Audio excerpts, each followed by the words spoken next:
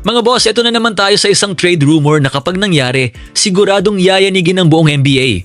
Paano kung si Stephen Curry, ang face of the Golden State Warriors sa loob ng napakaraming taon, ay tuluyang lumipat ng team? At hindi basta-bastang team, Charlotte Hornets. Oo mga boss, isang proposed blockbuster trade ang lumutang na naglalagay kay Curry sa Charlotte. At kung sakaling mangyari ito, isa ito sa pinaka-shocking moves na makikita natin sa NBA. Pero ang tanong, posible ba talaga? At higit sa lahat, papayag kaya ang Warriors? Unang-una, may obvious connection si Curry sa Charlotte. Dito siya lumaki. At syempre, ang kanyang ama na si Del Curry ay naging malaking bahagi rin ng Hornets organization. Kaya kung sakali magkaroon ng pagkakataon si Steph na bumalik sa Charlotte at doon tapusin ang kanyang career, talagang may magandang storyline. Parang homecoming. Pero hindi lang nostalgia ang dahilan kung bakit interesting ang Hornets bilang potential destination. May assets sila. At dahil na-trade na rin nila sila Melo Ball ngayong off-season, mas nagkaroon sila ng flexibility para bumuo ng bagong direksyon. At doon pumapasok ang isang malaking hypothetical trade. Sa proposal, makukuha ng Charlotte si Stephen Curry kasama si DeAnthony Melton. Samantala, papunta sa Golden State sina Naz Reid, Royce O'Neal, Grayson Allen, Dorian Finney-Smith at 3 first-round picks. Mga boss, napakalaking package niyan. Hindi ito simpleng player-for-player trade. May veterans, may shooting, may size, at higit sa lahat, may draft capital. Para sa Warriors, hindi man ito katumbas ng value ni Steph sa emosyonal na aspeto, pero kung sakaling dumating sila sa punto na kailangan na nilang magdesisyon para sa future, may logic ang ganitong package. Ito ang pinakamahalagang bahagi. Sa ngayon, napakahirap isipin na kusang ipamimigay ng Warriors si Stephen Curry. Siya ang franchise. Siya ang dahilan kung bakit nagbago ang Warriors mula sa struggling franchise patungo sa dynasty. 4 championships, MVP awards, record-breaking 3-point shooting at isang buong era ng Golden State basketball. Kaya hindi ito simpleng basketball decision, emotional decision din ito. Pero may isang bagay na maaaring magpabago sa situation, ang contract extension ni Curry. Kung hindi siya mag-extend at umabot sa point na uncertain ang future niya sa Golden State, maaaring magsimulang magkaroon ng pressure ang organization. Dahil ayaw rin ng Warriors na dumating sa puntong mawala si Curry nang walang makuhang kapalit.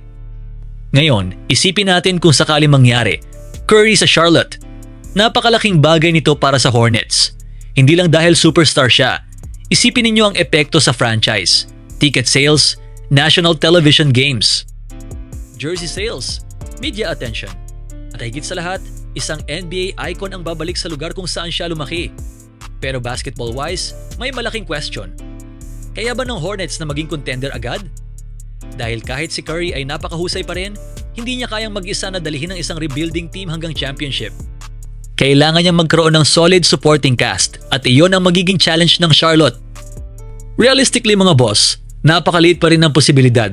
Kahit may logic ang hypothetical trade, kailangan munang mangyari ang isang napakalaking pagbabago. Kailangan maging uncertain ang future ni Curry sa Golden State. At kailangan magkaroon ng willingness ang parehong sides na gawin ng isang move na siguradong magiging emotional para sa Warriors organization at fans. Hindi rin maaaring mangyari agad ang trade. Ayon sa proposal, hindi ito maaaring makumpleto hanggang ika-15 ng Disyembre 2026. Kaya may panahon pa para magbago ang situation.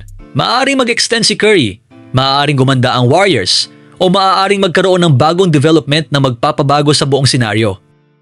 At ito ang mas interesting na tanong. Paano kung ang Warriors ay hindi magdagdag ng malaking superstar?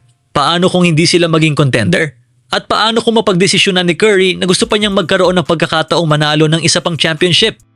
Doon talaga magsisimulang maging seryoso ang trade rumors. Pero kung magiging competitive ang Warriors at mananatiling committed si Curry sa franchise, mahirap siyang makita sa ibang jersey. Kaya mga boss, posible ba talaga ang Curry to Hornets trade? Technically, oo. May assets ang Charlotte. May connection si Curry sa lugar. At may hypothetical package na maaaring maging attractive sa Golden State kung sakaling mapilitan silang mag-rebuild. Pero sa ngayon, napakalayo pa rin ito sa pagiging realistic trade scenario. Dahil hindi ordinaryong superstar si Stephen Curry, siya ang mukha ng Warriors dynasty. Kaya bago natin siya makita sa Charlotte jersey, kailangan magkaroon muna ng napakalaking pagbabago sa relationship ng Curry at Golden State. Mga boss, kayo ang magsabi. Kung ikaw ang Warriors GM, ipagpapalit mo ba si Stephen Curry kapalit ng package na ito? O kahit gaano karaming picks at players ang offer, hindi dapat galawin si Steph? Comment down below! At kung gusto ninyo ng mas maraming Warriors news, Curry updates, NBA trade rumors at blockbuster scenarios, huwag kalimutang mag-like, subscribe at i-hit ang notification bell.